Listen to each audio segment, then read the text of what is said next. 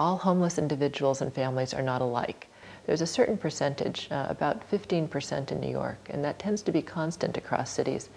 that are permanently trapped in homelessness. And then others experience homelessness as a housing emergency for very brief periods of time and usually overcome it on their own.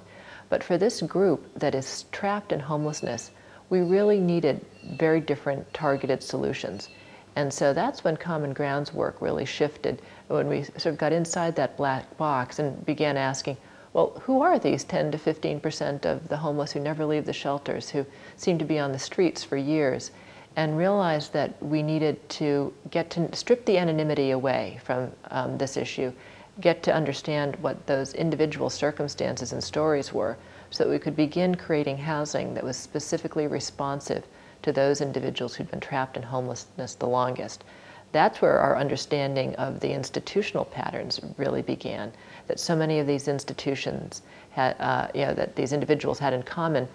the contact with the foster care system, with the military, with jails, with hospitals, with mental health institutions. Some of this we surmised, but once we had the hard evidence of actually doing the ethnographic work of finding out people's specific situations and beginning to tailor our responses to those individuals,